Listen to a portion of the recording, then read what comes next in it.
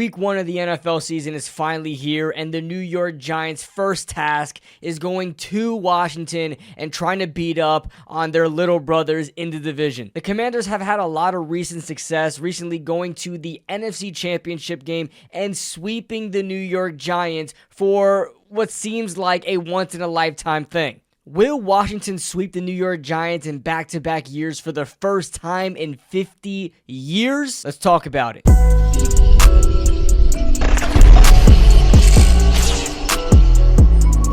What is going on, guys? What is going on, 27 Squad? Welcome back into another video. Today, we're going to be talking about the New York Giants against the Washington Commanders and a little bit of a preview. And we're going to go over the matchup, what I don't like, what I like about the matchup, and our final scores and predictions. And you may have noticed at the top of your screen there, we got a sponsor, baby. Let's talk about it. Huge shout out to Sleeper for sponsoring this video and being the official sponsor of this channel for the season. Join over 6 million users since 2023 on the #1 sports app in the world. Your one-stop shop for sports news, live game scores and stats, fantasy football, and of course, pick contests. Predict the hottest football stats like passing yards, touchdowns, and interceptions to cash in on your daily fantasy football skills. Right now, use promo code 27Squad and Sleeper will match your first deposit up to $100. Terms and conditions apply. See Sleeper's terms of use for more details. Again, huge thank you to Sleeper for sponsoring the channel. We finally got one, guys, and what better of a sponsor than Sleeper, man. I've been using them for years, so I'm extremely excited about it. I hope you guys are too. All right, so let's get into it. The New York Giants are opening up as a 7.5 point underdog going into the matchup with the Washington Commanders, and this is a pretty big line considering the fact that the last time the Washington Commanders, or Washington, whatever you wanted to call them, have beaten the Giants by more than a score of 7 points, more of a margin than 7 points. Last time that happened was like 2021, and then before that, I can't even tell you. I know that a lot of the Commanders fans will constantly keep telling you, this is a new era, this is Jaden Daniels, everything that happened prior to Jaden Daniels just didn't matter. Like, he's literally Jesus to them. Like, BC and AD. That's how they think of Jaden Daniels. And you know what? That's, I shout out to them. Shout out to Commanders fans that, you know, he's done miracles on them. I'm waiting for the same thing with Jackson Dart, so I can't hate on that part. But I will tell you that this is the same burgundy and gold, no matter what type of branding, rebranding you guys go under, renaming your stadium, new owners, new name, new logos, doesn't matter. It's still the burgundy and gold. And the Giants, there is no team in NFL history that has more wins against another team than the New York Giants versus the Washington whatevers. So to me, that 7.5 point spread is a little too high for me. Whether the New York Giants win or lose, I'm going to be slamming that upset pick for that upset line pick for the Giants plus 7.5. But as for, we'll get into the matchups and stuff like that. Now, quickly, I want to go over last year because we can talk about that Cinderella season all we want to. You know, all Commanders fans love to bring up last season, obviously, because they went to an NFC Championship game. But let's not forget that even though they had such a magical season, and shout out to them for that, against the Giants, they weren't that impressive. Like, you can go to week 2, the Giants should have won that game. If you ask me, the Giants were the better team in that game. They scored 3 touchdowns to the Commanders' 0 touchdowns. They won the game by scoring field goals, and the Giants pretty much lost that game because of not having Graham Gano. The Giants could have beat the Washington Commanders, who went to the NFC Championship game. As bad as Commanders fans like to say that we are, we nearly beat that team in week 2. Then you go against the Commanders in week 9, the second matchup. They only beat the Giants by a total of 5 points. It was 27-22. That means the total score in which they beat the New York freaking Giants, who's had the worst season in their franchise last year, was by a total of 8 points. 8 points total. And you're telling me that Giants are a 7.5 point underdog in this matchup? I get the Commanders are coming off a good season, but if you ask me, who raised the bar in the prior season, it was the Giants. The Giants upgraded a lot more in the offseason to make their team better than the Washington Commanders. That's not to say the Giants are better than the Washington Commanders, but if you just look at the matchup and how they played last year versus the additions that they made this year and the improvements that they made, I would say the Giants have improved more than the Commanders have improved. And the biggest improvement, we could talk about the draft, we could talk about additions and free agency, and you can go 15 minutes talking about that. But I think the biggest thing is there's no Daniel Jones. And you know what's funny? When you say Daniel Jones around Commanders fans, they shriek, they hide, they run in fear. Not 30 other teams actually in the NFL do not fear the name Daniel Jones except Washington. So maybe that's a negative, honestly. Who knows? But just not having him is honestly a huge improvement, all jokes aside, because you could go against these, look at these matchups that Daniel Jones was in, even against the Washington Commanders. He was winning games, he was staying in games, not throwing the ball downfield, constantly having his Daniel Jones-isms of just missing wide open receivers and dumping it off constantly and being late on throws.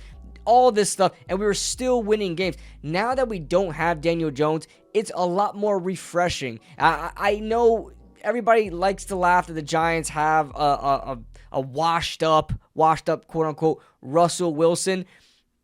That's honestly, it's a huge improvement than Daniel Jones. If we were keeping it close with Daniel Jones, I could only imagine with Russell Wilson at least being competitive. I don't imagine Russell Wilson struggling more than Daniel Jones ever did. Now, did Daniel Jones probably have a better legs at this point? Probably, but Russell Wilson is going to look down the field. He's going to be a lot more decisive with the football, and that spells trouble for the Washington Commanders. They got away with Daniel Jones having his moments and still finding a way to lose those games or keep those games close. I have a feeling Russell Wilson is going to turn that around. Another big addition to me, Abdul Carter. You can go back and forth. A lot of people don't really know how they want Abdul Carter to be used. Of course, that is not on us to decide, but a lot of people want to see Abdul Carter be used as a spy because obviously you already have two edge rushers there.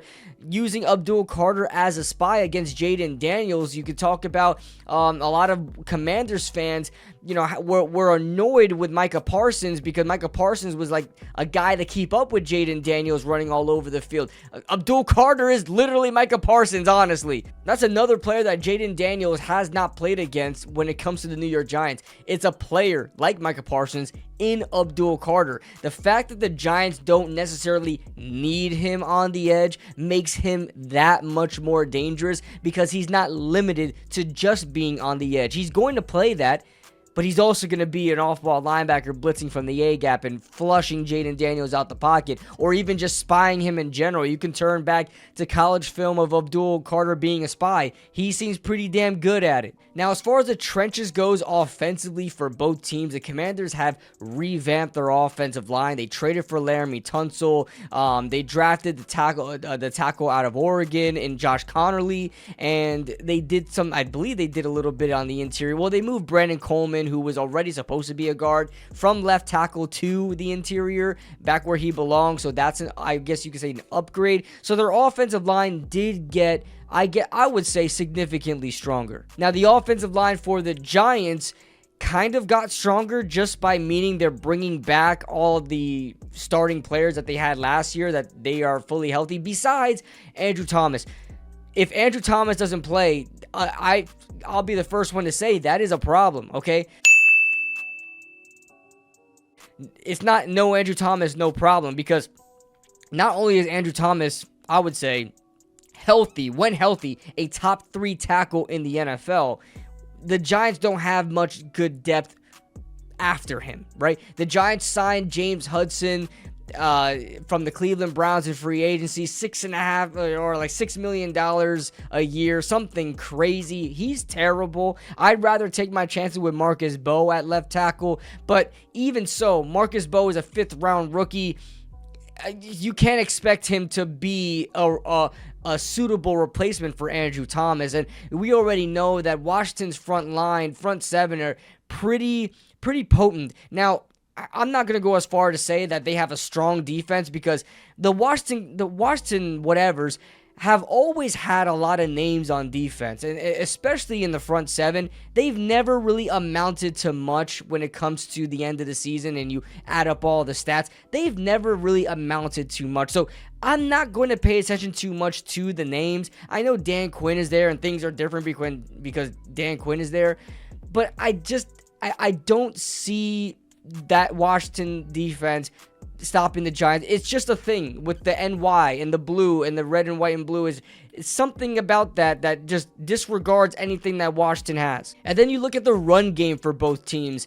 You look at the Giants having, I would say, hopefully now, a healthy running back group: Tyrone Tracy, Devin Singletary, Cam Scatterboo, and I think that is a really good triple-headed monster. I mean, that is something that I am really looking forward to seeing. Tyrone Tracy does need another 1-2 punch, a little more dynamic than a Devin Singletary. Devin Singletary, of course, is going to be utilized in certain ways, especially in the pass blocking game. And then you have Cam Scatterboo, who I am super excited to see. Everybody knows what he did in college and what he was doing in camp. I'm super excited to see what he would do against Washington, who are not really famous for stopping the run very well. The Washington run game, I'm not scared of whatsoever. I'm happy that they traded Brian Robinson because he gave us a bit of problems. I am not scared of Grandpa Austin Eckler, who is like a worse version of Darren Sproles. Like we've dealt with running backs like that before. I'm not scared of him. And then you've got some other like no-namers. I mean, shout out to Jeremy McNichols. I love Jeremy McNichols. Shout out Boise boys. And you got Chris Rodriguez, who we're still waiting for the hype on him. Like, a lot of people loved him. Still waiting on something to happen with him. And then the same thing is happening with this Bill Krosky, not Cosby, Bill Krosky Merritt. Apparently, he had a good preseason, and a lot of Commanders fans are so hyped. He's the starter. We don't need Brian Robinson.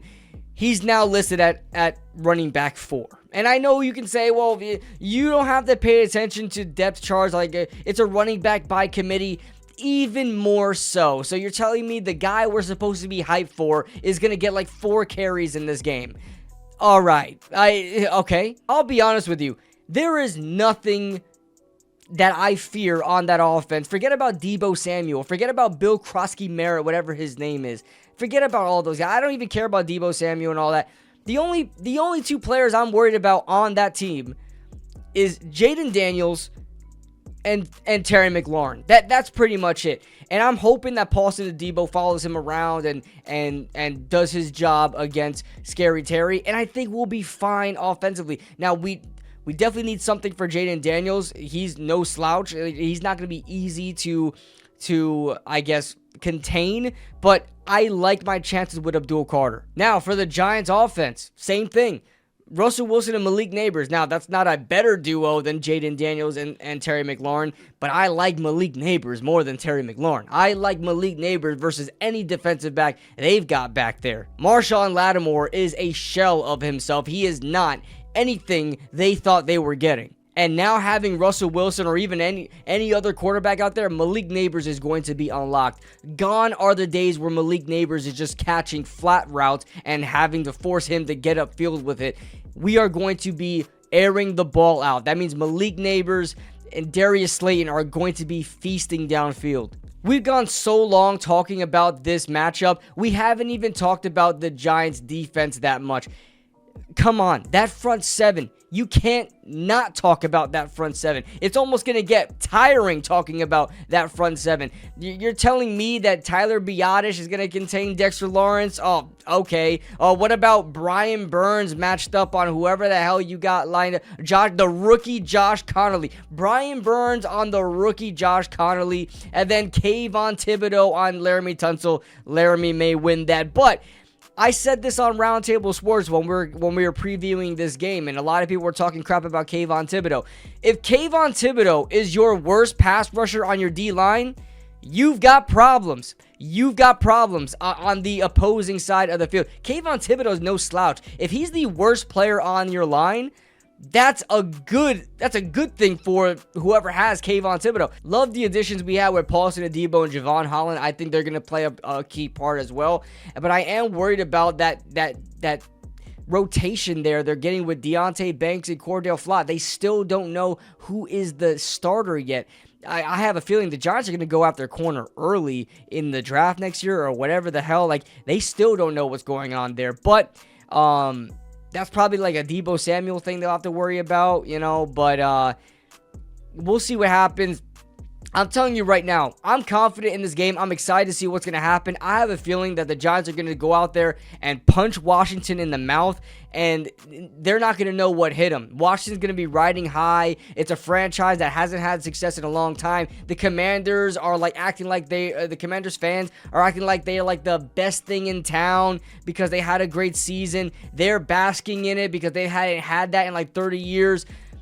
Let's ruin it. Let's set the tone. We all know what happened in 2023 where we got our asses kicked on Sunday Night Football 40-0. Andrew Thomas goes down, just completely destroys the whole season. It really goes to show how much a week 1 game means in the grand scheme of things. Go out there, set the tone, punch your little brothers in the mouth, and make them remember their place in the division, at the bottom. Sure, we're not on their status right now, but we'll always be their bigger brothers.